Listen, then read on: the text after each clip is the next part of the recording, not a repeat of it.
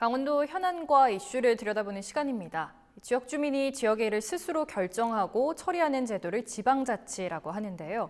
이 지방자치를 온전히 실현하고 발전시켜 나가기 위해선 지방의회의 역할 또한 중요합니다. 이번 시간 헬로 이슈 토크에서는 평창군 의회가 지방의회로서 전반기 어떤 활동을 했는지 또 앞으로 남은 2년의 계획에 대해서 이야기 나눠보겠습니다. 네, 스튜디오에 장문혁 평창군 의회 의장님 나와 계십니다. 안녕하십니까? 안녕하세요. 네. 안녕하세요. 평창군 의회 의장 장문혁입니다. 뵙게 돼서 반갑습니다. 네, 의장님 이번 이슈 토크 주제가 이제 바람직한 지방자치 실현을 위해서 지방의회가 얼마나 중요한지 이 얘기를 좀 해보려고 하는데요. 일단 이 지방자치 실현하는 데 있어서 지방의회는 어떤 역할을 하는 곳이라고 생각하시나요? 많은 분들이 이제 잘 알고 계시겠지만 주민에 의한 선택 속에서 투표로 이제 그 지자체 장과 의원을 이제 선출을 해서 그런 역할을 이제 맡기는 것이잖아요.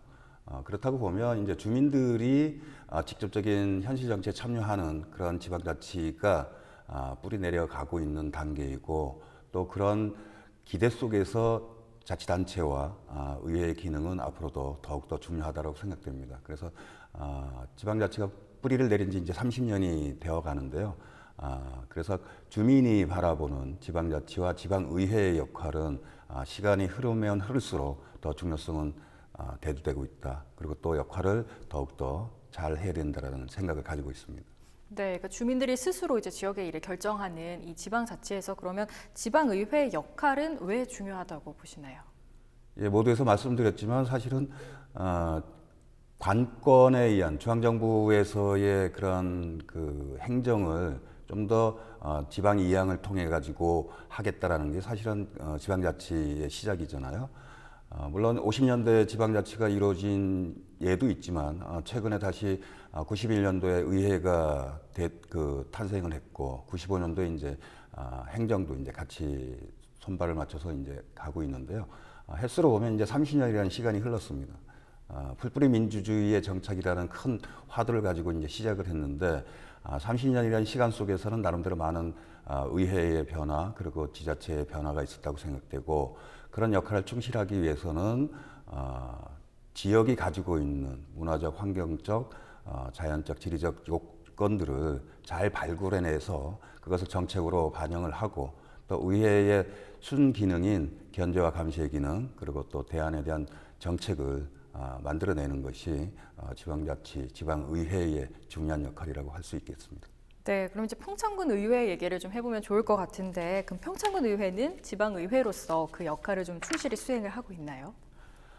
충실히 수행을 하려고 노력을 하고 있고요. 네. 2년의 시간을 돌아보면 8대의 2년의 시간은 나름대로 지금까지 걸어온 7대까지의 그런 모습에서 좋은 점은 더 이어가고 또 부족했던 부분은 새롭게 의정 활동을 하려고 이제 많이 노력을 했다고 볼 수 있겠습니다. 짧은 시간이었지만 사실은 주민의 요구, 주민의 작은 목소리를 현장에서 얘기하는 것을 의회에서 어떻게 담을 것인가에 대한 깊은 고민이 있었고요.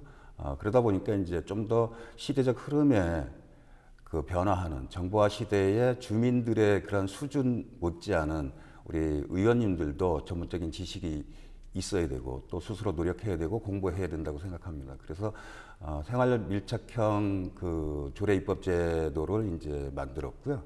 그래서 2년 동안 의원님들께서 25건의 조례를 만드는 그런 또 새로운 시도를 했었습니다. 그리고 또 주민들이 생활 정치에 직접 참여를 할 수 있게끔 입법조례 공모제를 이제 만들었는데요. 그래서 19년도에 그런 첫 시도였지만 그런 시도를 통해서 주민분들이 지방자치, 지방의회의 역할에 대한 좀 더 참여하는 그런 의미로 놓고 보면 부족함은 있었지만 그래도 좀 더 보람된 시간이었다고 생각합니다. 네, 또 지방의회가 제 역할을 하는지에 대해서 좀 얘기를 할 때 의정비 얘기가 좀 나옵니다. 그러니까 지난해 이제 강원도 18개 시군 의회가 모두 의정비를 인상을 했는데 또 그 중에서도 평창군 의회가 인상률로 가장 전국 최고의 또 인상률을 보여서 좀 주목을 받기는 했어요. 그러니까 여기에 대해서는 좀 어떻게 생각을 하세요? 사실은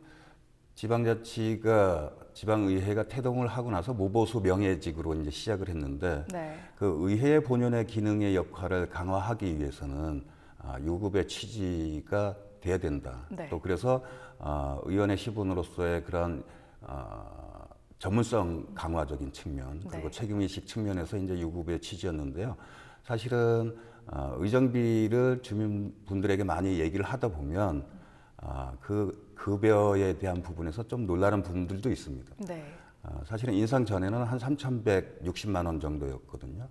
그렇다고 보면 4인 가족의 거의 기본 생계비는 네. 400만 원 정도로 놓고 볼 때에는 또 그런 부분이 좀 전문적 의정 활동을 하는데 좀 어려움이 있다. 그래서 조금 부득이하게 좀 인상을 하게 됐는데요. 네. 사실은 이제 국민들께서는 인상률에 대한 폭이 전국에서 최고이다 보니까 사실은 부정적으로 생각하는 분들도 많고요.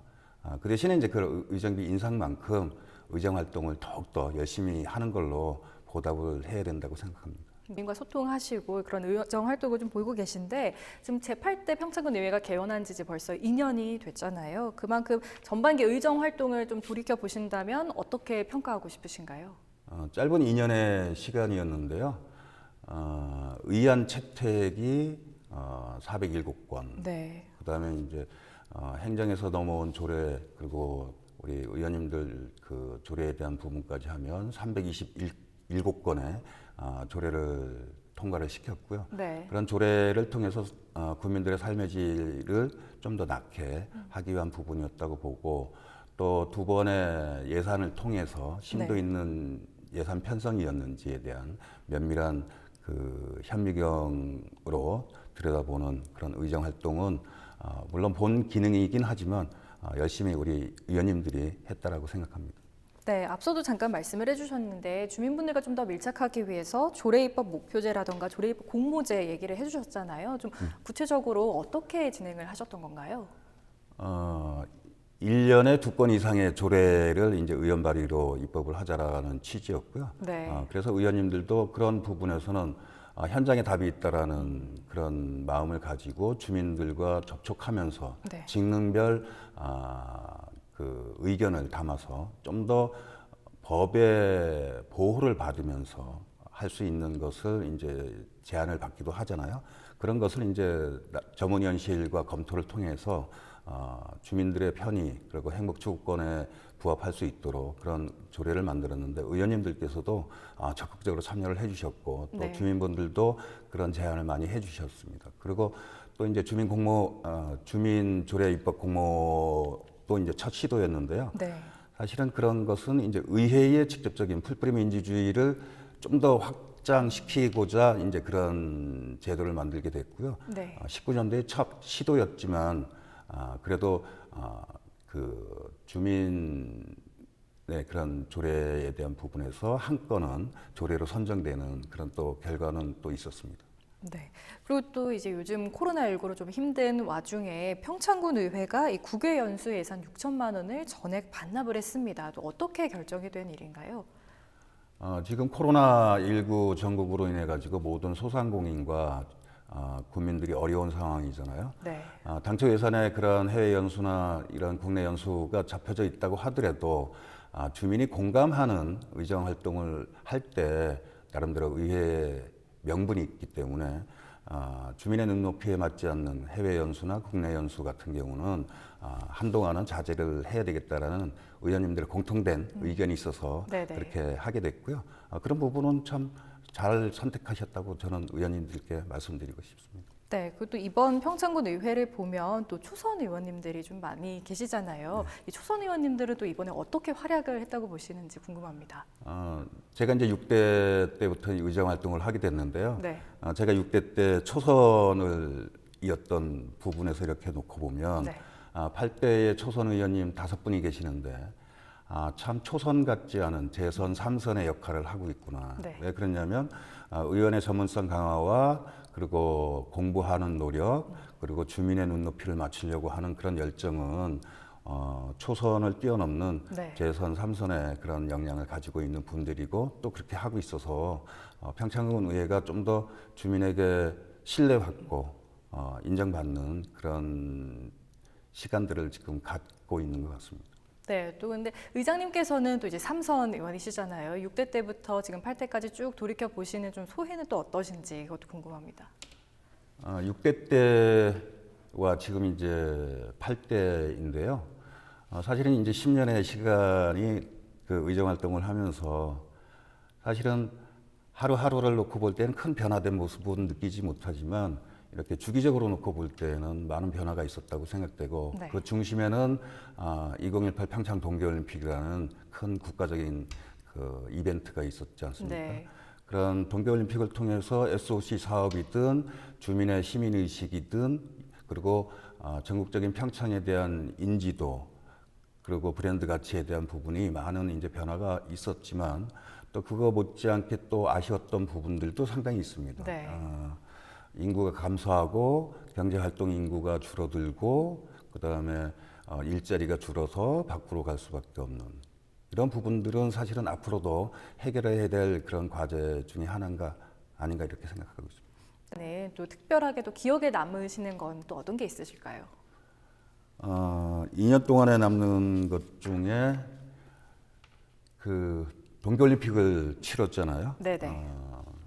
2018년 2월에 치르고 나서 사실은 평창 동계올림픽은 평창만의 이벤트 행사가 아니고 대한민국의 국가적인 이벤트였고 또 평창 동계올림픽이 가지고 오는 화두는 평화라는 그런 화두였기 때문에 올림픽 이후에도 사실은 올림픽 유산 사업에 대한 부분들이 중앙부처에서의 적극적인 관심 그리고 강원도 평창군에서의 그런 추진이 있어야 함에도 불구하고 평창을 찾아온 평화의 키워드 평창 동계올림픽의 흔적을 느끼고자 하는 분들이 평창을 왔을 때 그런 흔적이 없어서 아쉬움이 많이 있거든요. 그 중에 하나가 이제 유산 사업으로 놓고 보면 평화 테마파크 조성 사업이 네. 이제 앞으로 이루어져야 된다고 생각되고 그런 부분은 강원도와 중앙부처의 적극적인 지원이 있을 때 가능한 부분이기 때문에 그런 부분에서는 우리 강원도 8분의 우리 국회의원님들도 여야를 떠나서 초당적으로 좀 도움을 주셨으면 하는 바람이 있고 그 부분이 앞으로는 이제 개선돼야 될 거라고 생각이 되고요. 또 하나는 10년 동안의 그 의정 활동을 하면서 앞으로도 진짜 심각한 고민은 네. 인구 감소라는 부분인데 평창만의 문제는 저는 아니라고 생각합니다. 강원도의 웬만한 시군은 거의 인구 감소에 대한 부분을 현안으로 생각하고 있는데 우리 평창군도 어떻게 보면 지금 지방 소멸 위험 도시로 되어 있거든요. 그래서 지표상으로 놓고 보면 10년 전에 우리 65세 이상의 어르신들 비율이 19% 정도. 네. 그리고 지금 20년도에 한 5월 달 기준으로 보면 한 11,500명 정도 되니까 27.6% 정도 되는 것 같습니다. 그럼 해마다 거의 1% 가까이씩 이제 65세 이상 인구가 늘어나고 있는 부분에 또 경제활동 인구는 상대적으로 줄어든다는 얘기잖아요. 네. 그리고 또 신생아가 적게 출생하고 있다는 부분이기 때문에 이런 부분은 사실은 국가에서도 중점을 두고 이제 하고 있는 정책이지만 지자체에서도 사실은 그런 소멸도시로서의 위기감을 느끼지 않으려면 중장기적인 획기적인 인구 정책이 나와야 된다. 인구 정책은 어떻게 보면 일자리에 대한 부분, 복지에 대한 부분, 교육에 대한 부분 이런 부분들이 다 얽혀 있기 때문에 네.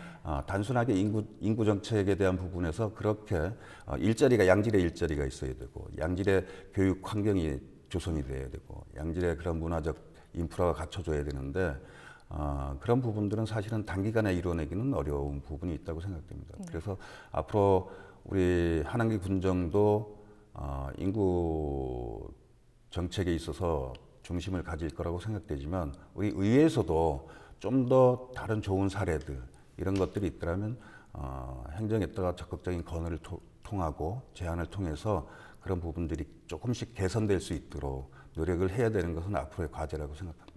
네, 그럼 이제 앞으로 이제 남은 2년 동안은 어떤 계획을 갖고 계신지 궁금합니다. 뭐 예산안 심사라던가 또 행정사무감사 같은 이런 중요한 일들이 의회 중요한 일들이 남아 있잖아요. 좀 어떻게 진행이 될까요? 2년 동안은 지금까지 전반기 2년을 가지고 왔던 부분에 유지해 갈 것은 유지해 가고 네. 또 좀 더 보완할 것은 이제 보완을 해야 된다고 생각하는데 저는 이제 주민들이 바라보는 의회의 역할을 충실히 해야 되겠다라는 생각을 가지고 있습니다. 네. 군정의 방향에서의 어떻게 보면 협력적 동반자적인 관계는 기본으로 하되 네. 본 기능인 견제와 감시의 기능은 필히 해야 되는 부분이라고 생각하는 게 평창군 예산도 이제 2020년 추경까지 하면 한 6천억 정도 되거든요. 네. 6천억이라고 보면 우리 평창 군민이 이제 한 4만 2천 명으로 놓고 볼 때 한 1인당 한 1,400만 원의 그런 예산들입니다. 이런 예산들이 진짜 효율적으로 네. 잘 쓰이고 장기적인 정책을 만들어서 사업을 하는 부분에서의 미래지향적인 사업들로 결과물로 나올 수 있게끔 역할을 하는 게 이제 의회의 역할이기 때문에 불필요한 예산은 없는지 낭비성은 없는지 이런 부분을 꼼꼼히 현미경 감찰하듯이 들여다보고 네. 그래서 그 행정이 긴장하고 국민을 바라보고 군정의 발전을 위해서 노력할 수 있게끔 하는 것이 앞으로 또 2년 동안의 역할이라고 생각합니다. 네, 또 지난달에도 또 추경 예산안 심사를 하셨잖아요. 네. 그때는 그러면 또 어떤 것들을 좀 중점적으로 좀 보셨나요? 이래 추경에서는 이제 코로나19의 전국이었기 때문에 네. 사실은 소상공인과 자영업자의 그런 그 어려움을 그 극복하기 위해서 사실은 의원 입법 발의를 통해서 네. 그 재난기금 지원 조례를 만들었거든요. 그런 부분이 1회 추경이 이제 중심이었다고 보면 앞으로도 2회 추경도 지금 어려운 자영업자, 소상공인 이런 분들의 눈높이에 맞는 그런 예산 편성을 가져가야 될 거라고 생각되고 또 코로나 전국 이전과 이후의 그런 그 측면으로 놓고 보면 이제 행정에서도 2021년도의 정책적 편성은 예산 편성에 대한 부분도 이제 그런 쪽으로 좀 방점을 찍고 예산 편성을 했으면 좋겠다라는 목소리를 또 주민을 대표해서 우리가 의회가 목소리를 네. 또 내줘야 될 거라고 생각합니다. 네, 앞으로도 평창군 의회 그 계획을 말씀을 해주셨는데 그럼 평창군의 그동안 지금 방금 말씀해주신 그런 주요 현안 해결들을 위해서 또 이외에 어떤 노력들이 필요하다고 생각하시나요?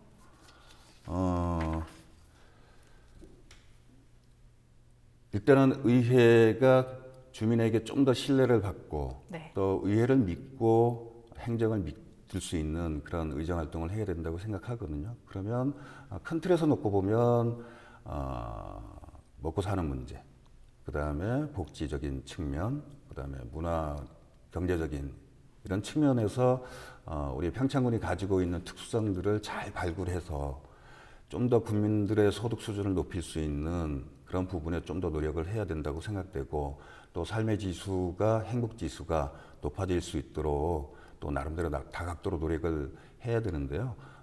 그런 부분에서 이제 그 우리 의원님들께서 각별한 노력을 또 하셔야 되고 또 저 네. 또한 더욱더 겸손하면서 공부하는 그런 자세를 가질 때 그래도 국민들에게는 조금 더 그런 부분에 보답하는 길이 아닌가 이렇게 생각을 합니다. 네, 그동안 함께 해오신 동료 의원님들께도 하시고 싶은 말씀이 있으실 것 같아요. 예. 뭐 많은 고마움도 있으실 것 예. 같은데 어떤 하시고 싶은 말씀 있으실까요? 먼저 이제 국민들께 감사한 말씀은 드리고요. 네. 2년 동안 국민만을 바라보고 군정의 발전을 위해서 나름대로 노력했습니다. 그렇지만 돌이켜보면 또 부족한 부분도 많은데요. 열심히 노력하는 모습으로 보답을 하는 길이 그게 최선의 그 약속인 것 같고요. 또 2년 동안 우리 의원님들과 함께 평창 군정을 의정을 활동을 같이 할 수 있도록 많이 힘실어준 동료 의원 여러분께 감사를 드리고 앞으로 2년 남은 의정 활동 의원님들과 함께 열심히 화이팅하면서 열심히 노력하도록 하겠습니다. 네, 평창군 의회 이 슬로건이 행복과 희망 주는 신뢰받는 평창군 예. 의회라고 하네요. 그러니까 이 슬로건처럼 주민분들의 목소리에도 귀 기울이는 그런 평창군 의회가 되기를 바라겠습니다. 네, 오늘 말씀 여기까지 듣겠습니다. 교수님 감사합니다. 고맙습니다. 네.